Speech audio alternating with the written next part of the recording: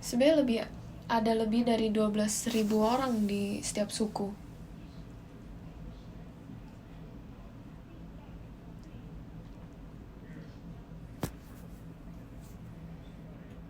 Dalam ham spiritual ini, jadi suku-suku ini adalah orang yang percaya.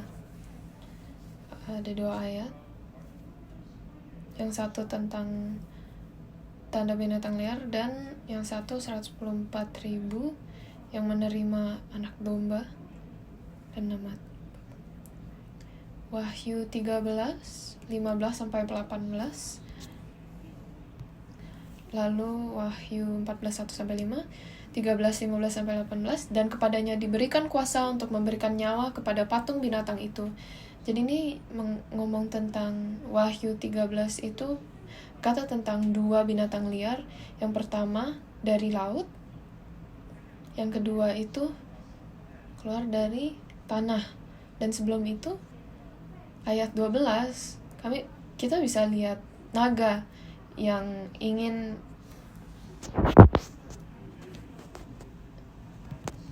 menghancurkan wanita dengan anaknya, yaitu melambangkan gereja kita sekarang.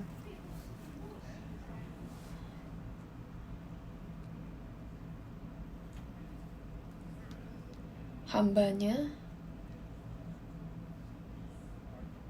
binatang liar itu yang akan datang dan melakukan aktivitas itu, kelakuan itu untuk naga itu. Jadi binatang liar yang keluar dari laut, yang kedua binatang liar keluar dari tanah, yang ini tentang, dan ia menyebabkan singgah pada semua orang, kecil atau besar.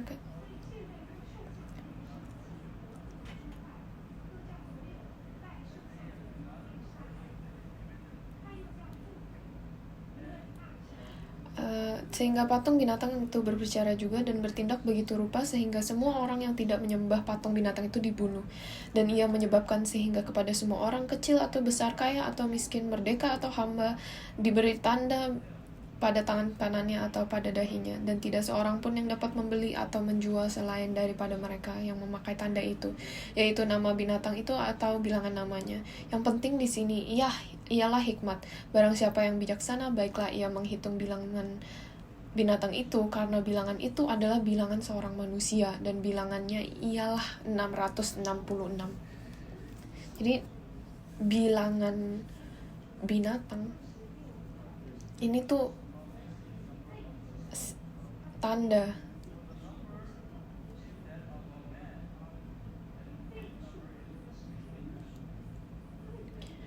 Ialah 666. Lalu Wahyu 14:1-5, dan aku melihat sesungguhnya anak domba berdiri di bukit Sion, dan bersama-sama dengan dia 144.000 orang, dan di dahi mereka tertulis namanya dan nama Bapanya.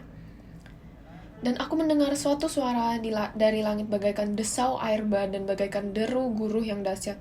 Dan suara yang kudengar itu seperti bunyi pemain-pemain kecapi yang memetik kecapinya. Mereka menyanyikan suatu nyanyian baru di hadapan takhta dan di depan keempat makhluk dan tua-tua itu. Dan tidak seorang pun yang dapat mempelajari nyanyian itu selain daripada 144.000 orang yang telah ditebus dari bumi itu. Makanya mari kita belajar lagu baru. Mereka adalah orang-orang yang tidak mencemarkan dirinya dengan perempuan-perempuan, karena mereka murni sama seperti perawan. Mereka adalah orang-orang yang mengikuti anak domba itu kemana saja ia pergi. Mereka ditebus dari antara manusia sebagai korban-korban sulung bagi Allah dan bagi anak domba itu. Dan di dalam mulut mereka tidak terdapat dusta, mereka tidak bercela. Jadi Wahyu 14 ayat 1 itu berkata 144.000 yang tertulis namanya dan nama Bapaknya di dahi mereka. Dan ini yang belum dapat tanda dari binatang liar. Wahyu 13 ayat 13, dan ia mengadakan tanda-tanda yang dahsyat, bahkan ia menurunkan api dari langit ke bumi di depan mata semua orang. Kita harus mengerti bahwa ayat sebelum ini, Wahyu 12 ayat 12.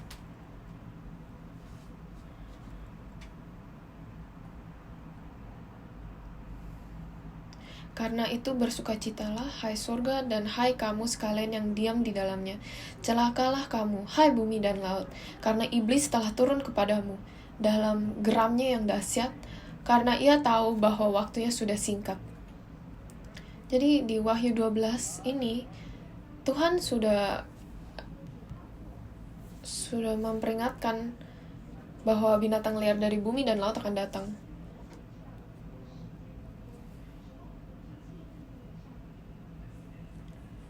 Ini tentang tempat, ada tingkat level dalam hal spiritual.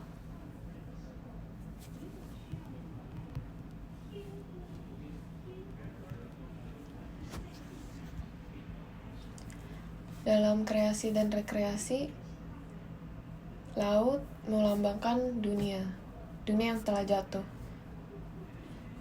Dunia ini tempat di mana firman benih Allah datang untuk berbuah. Tetapi dunia ini telah menolak firman itu dan menerima setan.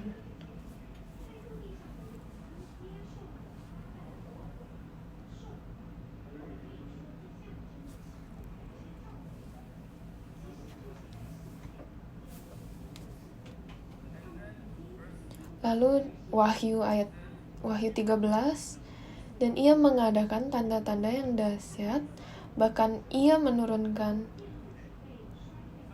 api dari langit ke bumi di depan mata semua orang. Jadi pertama ada naga, yaitu setan, yang melambangkan setan, kombinasi ular, setan, lalu binatang liar dari laut, keluar dari laut, datang untuk menyuruh manusia menyembah naga itu. Binatang liar ini dari laut.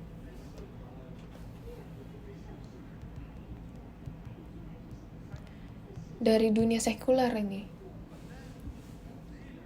Tapi lalu ada binatang liar kedua yang dari tanah, yang keluar dari tanah, dan dia berhasil untuk menipu manusia untuk menyembah naga itu. Binatang liar kedua itu disukai orang-orang. Bahkan ia menurunkan api dari langit ke bumi di depan mata semua orang. Apa bentuknya? Bukan seperti kartun ya. Di Alkitab Tuhan berbicara tentang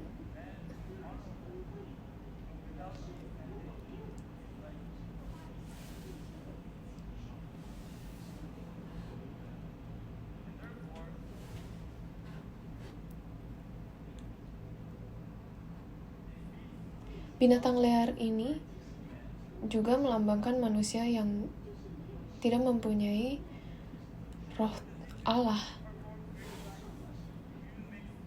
Dia tuh mengadakan tanda-tanda yang dahsyat, bahkan ia menurunkan api dari langit. Siapa yang melakukan ini sebelumnya? Yang menurunkan api dari langit. Elia melakukan ini. Lalu ada 2 saksi juga melakukan ini. Jadi api apa bentuknya? Apakah dia menapaskan api dari langit? Wahyu 13 ayat 16, dan ia menyebabkan sehingga kepada semua orang kecil atau besar, kaya atau miskin, merdeka atau hamba diberi tanda pada tangan kanannya atau pada dahinya.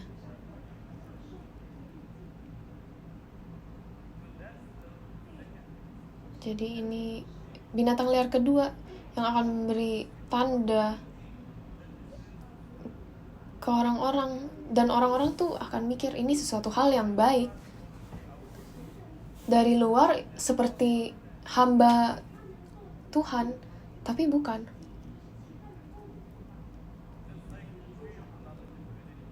Seperti pohon baik dan jahat. Amsal 3 itu berkata bahwa pohon yang hidup itu yang memberikan firman, dan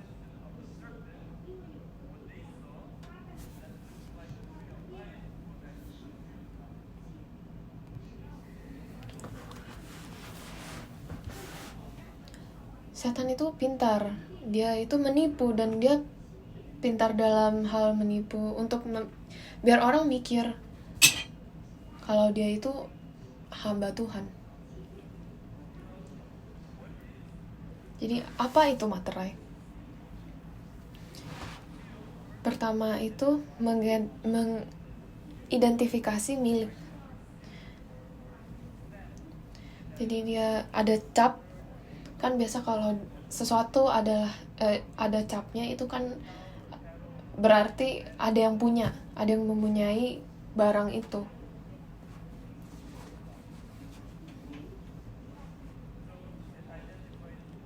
Dia mengidentifikasi milik. Kedua, itu buat perlindungan atau keamanan. 3 itu perbedaan atau membedakan.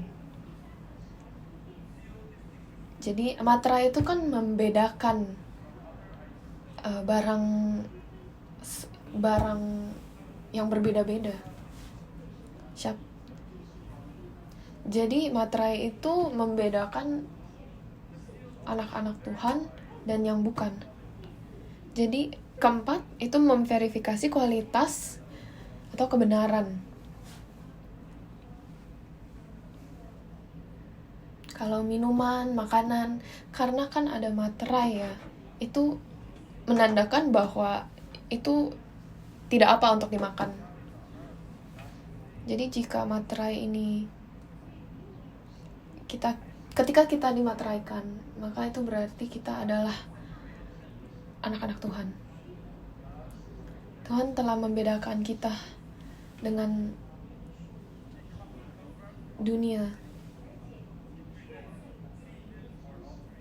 Ini menegaskan keaslian dan mencegah perubahan atau pengubahan. Jadi Matius 27 ayat 66, ketika Yesus dimakamkan di dalam kubur, tentara Romawi menyegel kubur itu untuk mencegah perubahan atau pencurian. Jadi tubuhnya tidak akan diperubah atau diganti atau dicuri. Di Wahyu 13 itu mengingatkan kita tentang binatang liar yang keluar dari laut dan daratan untuk memulai masa penderitaan dan kesengsaraan bagi gereja. Jadi dalam waktu itu banyak yang akan tertipu, dan bahkan orang percaya akan disesatkan untuk menyembah binatang dan naga itu. Jadi apakah kita akan dihipnotis? Tapi kita akan menyembah binatang dan naga itu memikir kalau kita lagi menyembah Tuhan, kita telah tertipu. Mereka akan mengikuti binatang liar untuk menyembah berhala dan menerima Injil yang salah. Binatang liar itu akan mempersulitkan manusia sampai hampir mustahil untuk menerima tanda dari binatang liar, yaitu 666. Di Wahyu 13 ayat 18, yang penting di sini ialah hikmat. Barang siapa yang bijaksana, baiklah ia menghitung bilangan binatang itu, karena bilangan itu adalah bilangan seorang manusia, dan bilangannya ialah 666. Jadi bukan berkata tentang nomor binatang, tetapi manusia yang telah menerima roh dari naga itu. Jadi bukan hanya bilangan, tetapi ada makna spiritualnya. Tapi mereka yang tidak menerima tanda binatang liar dan mengikuti anak domba akan menerima nama anak domba dan Bapa di dahi mereka. Di Wahyu 14.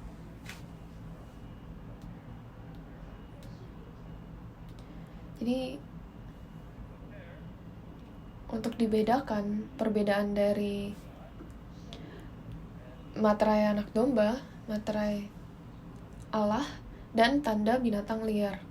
Tanda binatang liar itu yaitu 666 adalah, dan dibedakan dengan materai anak domba 114.000. Jadi tanda binatang liar ini bukan hanya tanda bilangan dari 666. Ini maksudnya makna dari 666. Ini adalah bilangan binatang dan bilangan manusia. Jadi bilangan mereka yang telah jatuh ke tingkat binatang itu.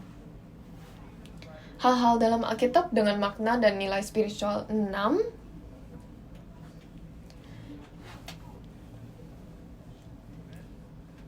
dan kita akan melihat event-event dan cerita di Alkitab. Jadi pertama, berat tombak Goliat adalah 600 sikal besi, tingginya 6 hasta. Jadi ada berat emas yang dikumpulkan Salomo sebagai pajak adalah 666 talenta. Apakah ini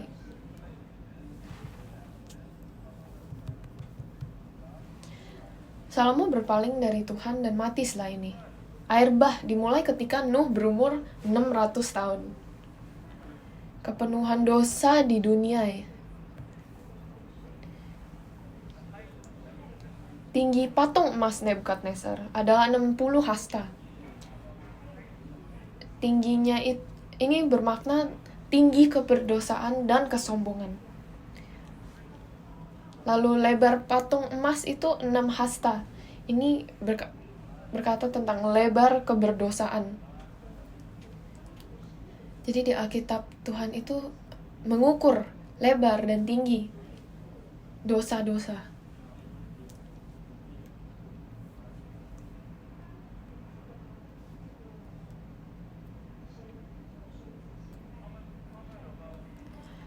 Yang umum itu tentang mereka pada masa-masa yang menikmati kekayaan besar dan mencapai puncak peradaban di mata dunia. Saya percaya bahwa kita sedang di waktu masa-masa yang kita dapat menikmati kekayaan besar, puncak dari kedamaian.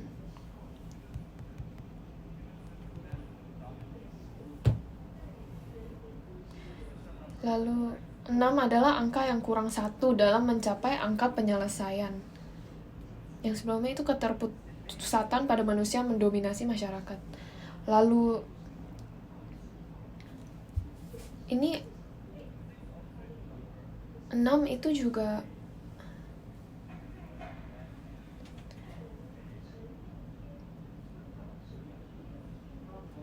nomor kejatuhan. Ini mungkin yang terbaik di dunia tapi tidak lengkap. Di Perjanjian Baru, Yesus datang dan mengisi apa yang kurang. 6 tempayan air, 6 suami. Yesus itu rubah air menjadi anggur.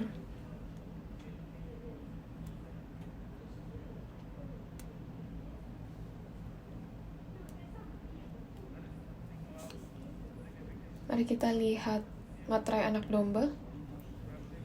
Wahyu 14 adalah perantaran yang dimasukkan setelah malaikat ke-7 meniup sangkakala. Sebelum dimulainya 7 mangkuk penghakiman, ini jadi ada 7 meniup sangkakala, 7 mangkuk penghakiman, dan 7 materai. Itu berbicara tentang kemenangan gereja dan penghakiman Babel. Wahyu 12, Wahyu 11 itu tentang 2 saksi yang dibunuh. Dan dari jurang binatang keluar. Wahyu 13 binatang liar ini.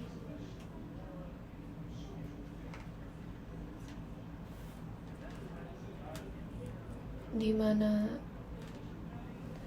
Tuhan memberi Wahyu 14. Peganglah erat imanmu, karena akan ada kemenangan untuk bagi gereja. Dan 144.000 ini yang berdiri di puncak, yang akan punya materai anak domba di dahi mereka. Jadi alasan Tuhan menjelaskan kemenangannya dalam bentuk 7 materai, 7 sangkakala, dan 7 cawan adalah untuk menunjukkan kepada kita bahwa kemenangannya sebenarnya adalah hasil kerja penebusan yang mengisi keadaan jatuh, untuk membuat lengkap. Jadi setan itu tuh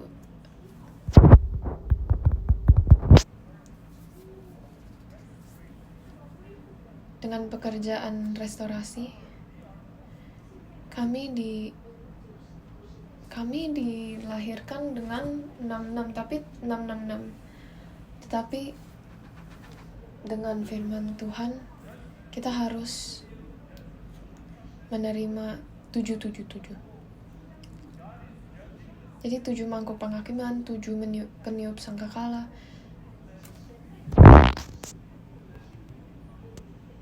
Tuhan sedang menghakimi mereka agar kita dapat dibersihkan dari dosa kami. Jadi asal usulnya binatang liar muncul dari laut dan darat.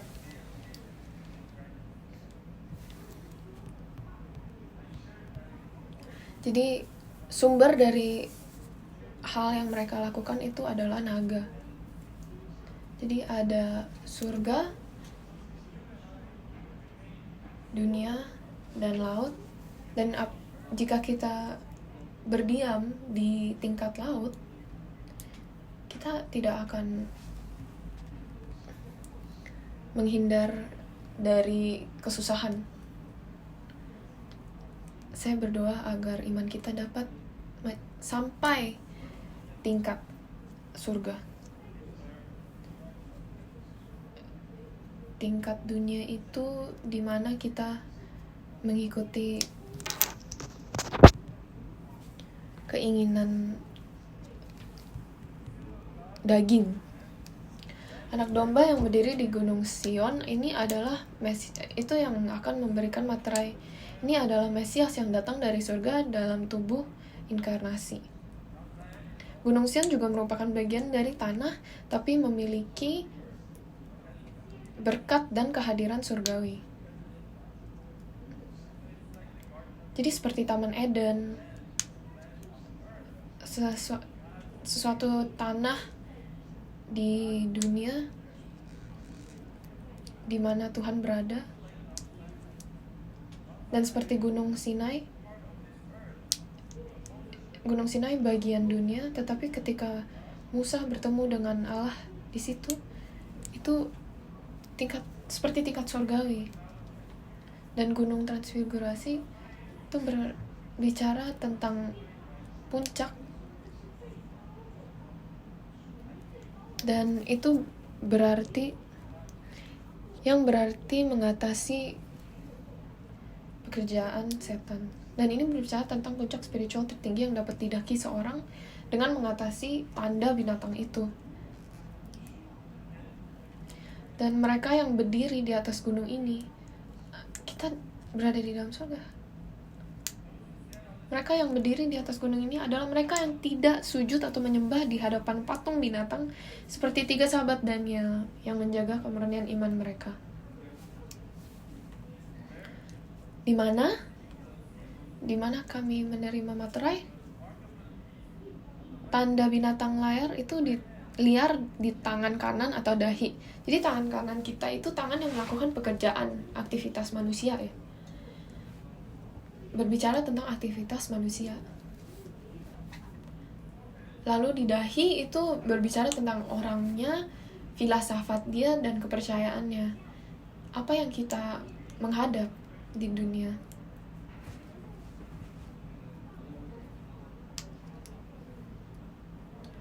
Jadi dahi itu tubuh pertama yang di tubuh kita yang berjalan. Dahi itu arah kita. yang mengarahkan kami, kepercayaan kami, pemikiran, dan karya dipenuhi dengan humanisme, materialisme, dan nilai-nilai dunia. Dahi itu juga di mana nama anak domba dan nama Tuhan berada bagi orang yang percaya. Mereka yang dilengkapi dan diubah oleh firman untuk memiliki sifat atau kepribadian seperti Yesus. Jadi rasionalitas yang berpusat pada manusia adalah bagian dari modernisme. Bukannya Kristen tidak boleh rasional. Kita harus rasional, tetapi rasionalitasnya itu tanpa firman Tuhan dapat menjadi hambatan yang bertentangan dengan firman.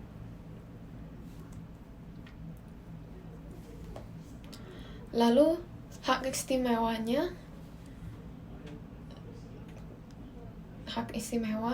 untuk dapat tanda-tandanya atau materai. Jadi dengan materai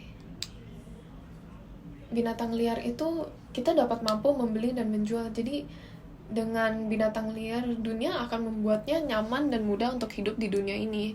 Akan ada transaksi dan koneksi yang baik di dunia. Akan ada transaksi dan koneksi baik.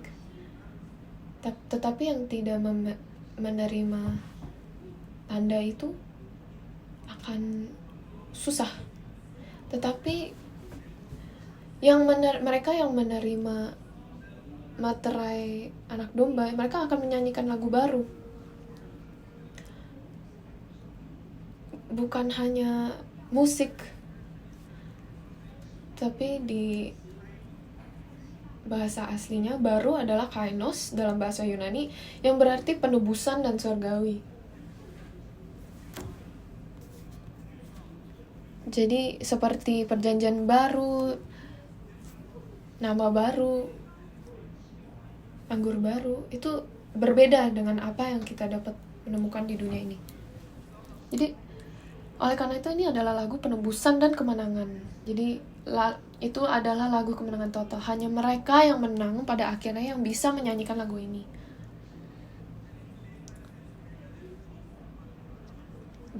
Baca hari ini ayat. Jadi seperti suara banyak air, suara yang di atas tata. Di Wahyu 1 ayat 15 itu adalah suara yang di atas tata. Ya, lagu baru itu akan terdengar seperti suara banyak air, seperti suara guntur. Wahyu 6 ayat 1, suara makhluk hidup di sekitar tata Allah. Lalu ada suara harpa di Wahyu 14 dan di Wahyu 5 ayat 8 itu dipegang oleh 4 makhluk hidup. Jadi lagu baru itu bukan hanya dinyanyikan, tetapi itu juga belajar tentang bahasa surgawi. Ini adalah cara komunikasi di surga, berkomunikasi dengan Tuhan. Yang lagu seperti suara guntur, tetapi kita dapat mengerti apa yang Tuhan berkatakan. Dan hasil akhirnya, yang menerima tanda binatang liar itu milik antikristus. Itu tanda ketidakpercayaan, tanda kehancuran. Itu berarti kita menaruhkan target di tubuh kita untuk di akhir zaman. Mereka adalah orang-orang yang tertipu dan mereka yang mengikuti penipuan untuk keuntungan dan keuntungan egois mereka sendiri. Seperti manusia yang mendengarkan ular di Taman Eden. Ini tanda otoritas setan. Jadi ketika kita mengikuti hal untuk keuntungan kita sendiri, kita harus berhati-hati.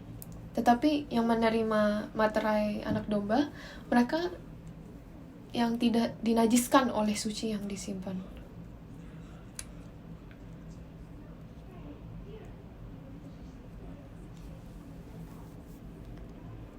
Wahyu 14, 4-5. mereka yang memprioritaskan mengikuti gembala, mereka yang dikorbankan, dan mereka yang tidak memiliki tipu daya tanpa disalahkan. Kami memiliki tipu daya. Kami tidak tanpa salah. Maka kita perlu darah Yesus untuk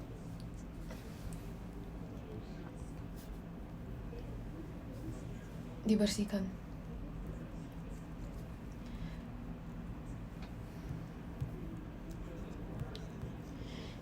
Jika firman kebenaran datang kepada kami, dan Tuhan yang datang dengan karunia dan rahmat, tipu daya itu dan kesalahan itu akan disingkirkan. Dan terimalah firman kebenaran itu, biar kegelapan dalam kita akan disingkirkan, dosa kita akan dibersihkan.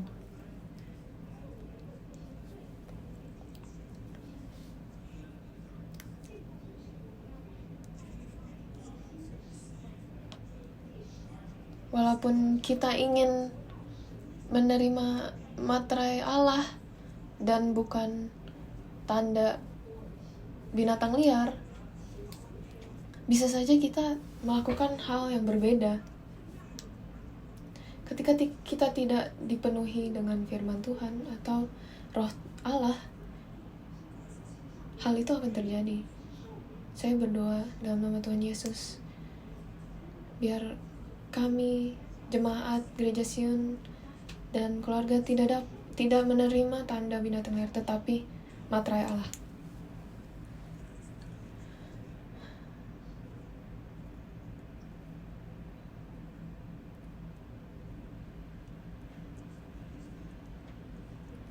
Saya sudah berkata sebelumnya, apa itu tanda binatang liar? Apakah itu bertato dengan 666 atau dicap 666 atau chip yang dimasukkan di tangan kita, atau ya itu COVID-19? Bukan. Berbeda-beda ya semua orang, apa yang semua orang percaya.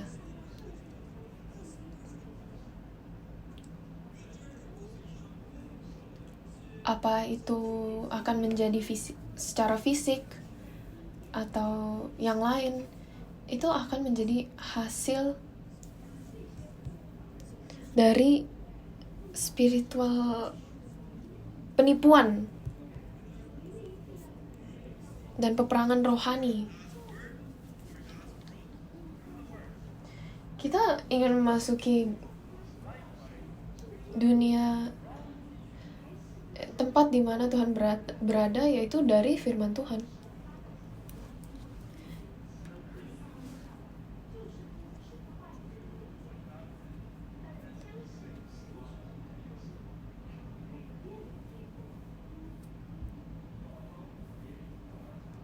Jadi walaupun waktu hampir berakhir,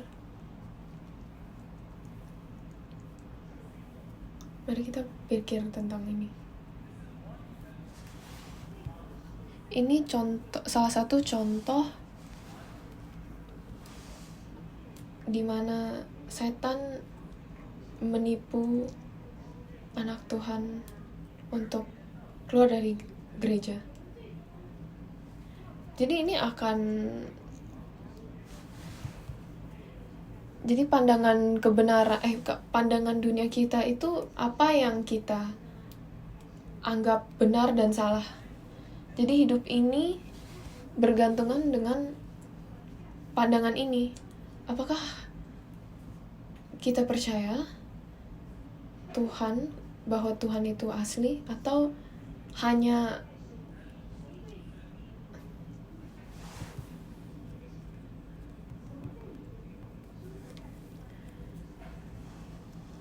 ambiguitas dari Kristen?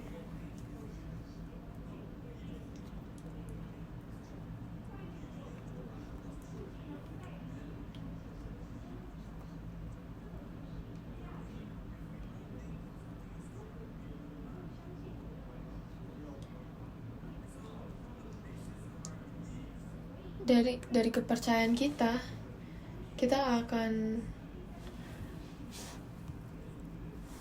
memutuskan apa yang benar dan salah, dan apa yang menurut kita baik itu menjadi pandangan dunia kita. Jadi berdosa itu salah, dan pandangan kita itu oh ya, kita harus menjadi jujur. Keluarga itu baik, dan jadi kita mempunyai pandangan keluarga yang erat. Lalu datanglah perilaku kita. Jadi awalnya itu dari pandangan dunia. Dan jika kita setan, di mana kita akan mulai untuk menipu? Apakah akan peduli tentang perilaku dahulu? Tapi perilaku itu hasil akhir.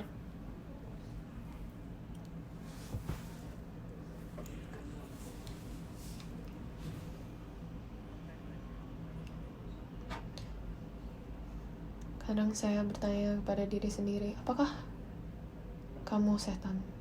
Coba kita melakukan hal ini pagi hari.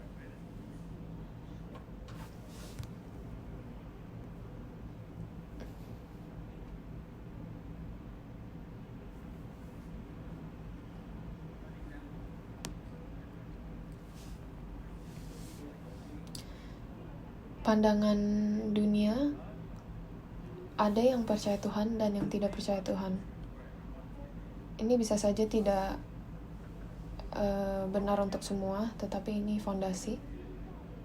Jadi dunia itu mulai dengan Tuhan, diciptakan Tuhan, dan kita telah berdosa, dan upahnya itu mati, dan kita butuh Yesus Kristus untuk menebus kita, karena surga itu adalah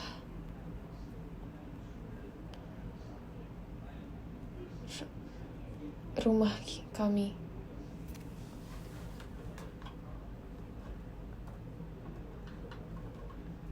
Maka kami harus hidup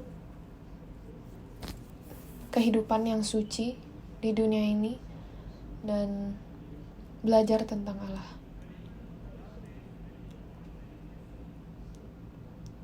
Zaman sekarang banyak Kristen yang mengikuti tren ini, di mana Tuhan tidak berada dan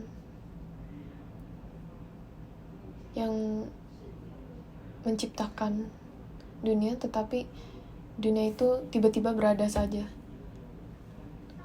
Dan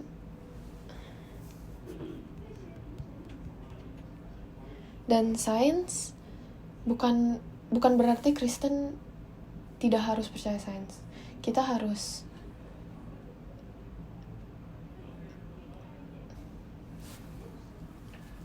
tetap mengerti, tetap harus tahu, bukannya tidak harus berdosa, apa yang salah dan apa yang benar. Tidak perlu penebusan. Kalau tidak ada yang berkata bahwa saya berdosa, itu berarti kami tidak perlu penebus. Dan rumah kami dan hal-hal yang lain itu semua berada di dunia ini. Jadi ya kita berasa kayak kita menikmati saja semuanya. Kita itu bebas, tidak ada yang mengatur hidup kita. Kolose 2 ayat 6-8.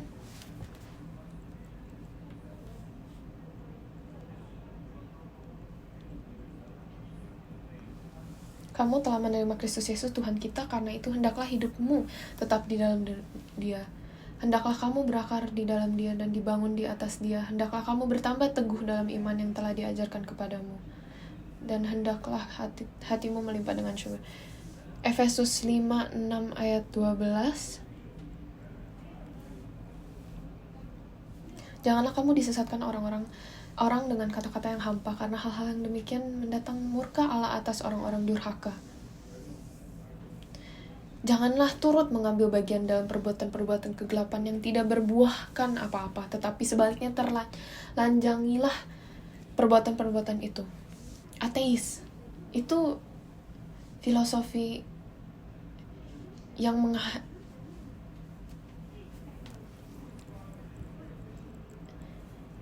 melawan Allah. Ini yang menghancurkan banyak hidup-hidup manusia dan negara di sejarah manusia.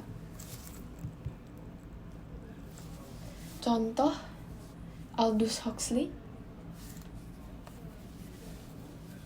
dan jemaat mereka melihat ateis itu sebagai moral yang memberi mereka kebebasan, karena itu membiarkan mereka untuk berpeluk pada hedonisme dan sosialisme.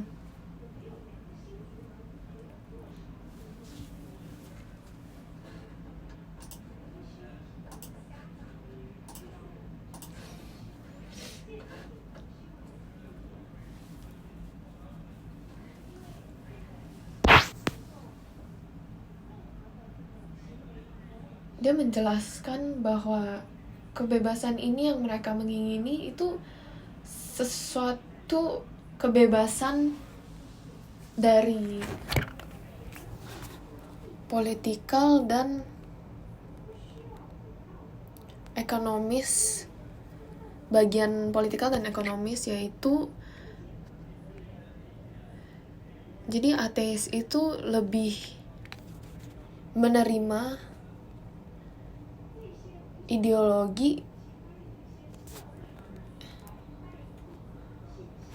yaitu pengganti iman, yang menerima. Ada contoh lagi, Dodson Rader.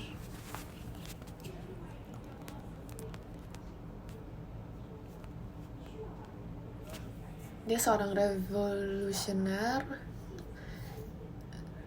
Kami harus berubah pemikiran orang-orang. Kami harus berubah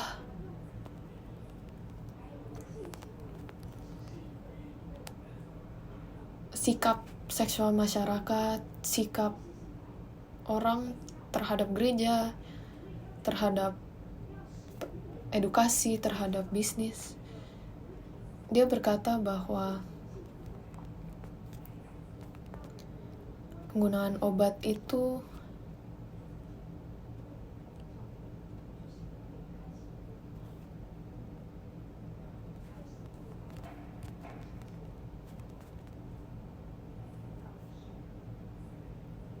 jadi binatang liar kedua. Apakah itu binatang liar kedua? Jika kepercayaan ini yang melawan Tuhan hanya dibicarakan dari dunia sekuler, binatang kedua ini yang telah kita lihat bisa saja dianggap suci atau asli gereja atau pemimpin rohani. Lalu kalau gereja-gereja menerima atau membiarkan ideologi ini, saya percaya bahwa itu adalah binatang liar kedua. Apakah itu sedang terjadi hari ini? Jadi terakhir, siapa yang dapat menerima materai Allah? Wahyu 7 ayat 3 katanya, janganlah merusakkan bumi atau laut atau pohon-pohon sebelum kami memateraikan hamba-hamba Allah kami pada dahi mereka. Jadi siapa yang akan menerima materai Allah? Hamba Tuhan. Lukas 17 ayat 7 sampai 10 dan Maleakhi 3 ayat 17, Tuhan berkata, Maleakhi 3 ayat 17, Mereka akan menjadi milik kesayanganku sendiri, firman Tuhan semesta alam. Pada hari yang kusiapkan, aku akan mengasihani mereka sama seperti seseorang menyayangi anaknya yang melayani dia.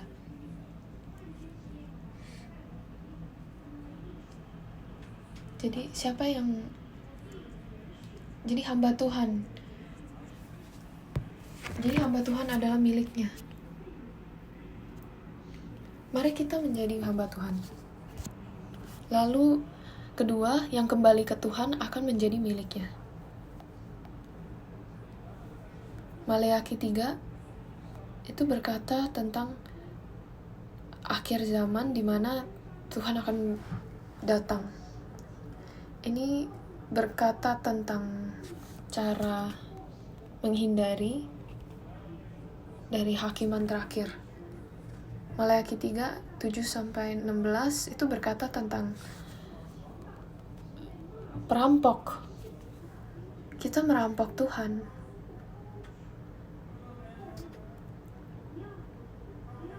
Dengan cara bagaimanakah kami menipu Engkau? Melalui persepuluhan dan terima kasih. Jadi apa yang dimiliki Tuhan, kita harus mengembalikannya. Waktu pun, kemuliaannya, apa yang dimiliki Dia, apa yang kita sudah janji.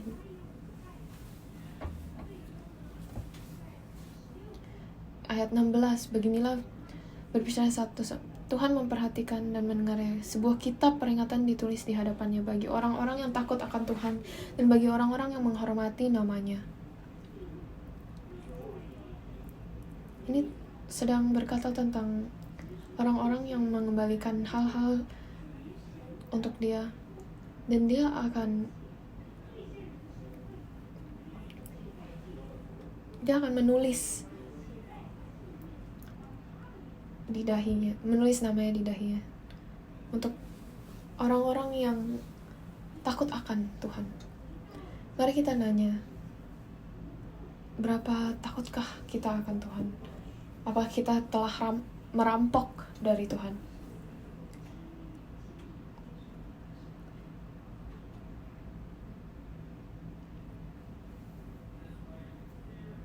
Maka takut akan Tuhan itu suatu hal yang penting untuk diajarkan kepada anak-anak kita. Ketiga, mereka yang mengeluh atas semua kekejian. Yehezkiel 9 ayat 4, Yehezkiel 9 ayat 4, Wahyu 17 ayat 5, Yehezkiel 9 ayat 4, firman Tuhan kepadanya, perjalanlah dari tengah-tengah kota yaitu Yerusalem dan tulislah huruf T pada dahi orang-orang yang berkeluh kesah karena segala perbuatan-perbuatan keji yang dilakukan di sana.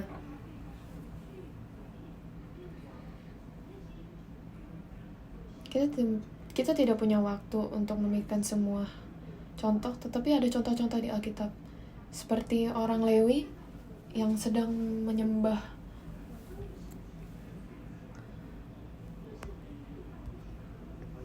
lembu emas.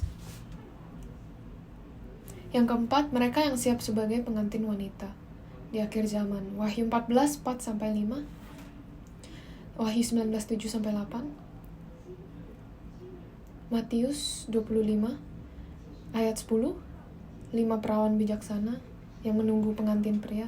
Mereka telah menyiapkan minyak, dan siapa yang telah mempersiapkan minyak dan firman yang cukup? Siapa yang akan menerima tanda dari binatang liar? Satu, mereka yang lebih bergantung pada tanda-tanda daripada firman. Jadi siapa yang bersandar pada hal daging daripada firman Tuhan. Wahyu 13 di mana binatang liar muncul dan ia mengadakan tanda-tanda yang dahsyat. Bahkan ia menurunkan api dari langit ke bumi di depan mata semua orang. Ia menyesatkan mereka yang diam di bumi dengan tanda-tanda yang telah diberikan kepadanya untuk dilakukannya di depan mata binatang itu. Jadi siapa yang bersandar pada tanda-tanda ini tanpa mengikuti firman akan menerima tanda binatang liar. Kedua itu mereka yang berdiam di dunia. Saya sudah berkata berkali-kali di Wahyu 13 ayat 14, ia menyesatkan mereka yang diam di bumi dengan tanda-tanda yang telah diberikan kepadanya untuk dilakukannya di depan mata binatang itu. Dan ia menyuruh mereka yang diam di bumi supaya mereka mendirikan patung untuk menghormati binatang yang luka oleh pedang, namun yang tetap hidup itu. Ketiga, mereka yang menyembah berhala. Ini gambar dari binatang liar. Wahyu 13 ayat 15. Dan kepadanya diberikan kuasa untuk memberikan nyawa kepada patung binatang itu, sehingga patung binatang itu berbicara juga dan bertindak begitu rupa, sehingga semua orang yang tidak menyembah patung binatang itu dibunuh. Jadi gambar ini 3D, 4D akan berbicara, akan datang, akan hidup. Siapa yang akan menyembahnya? Orang berpikir, oh iya itu kayaknya AI, Artificial Intelligence. Jadi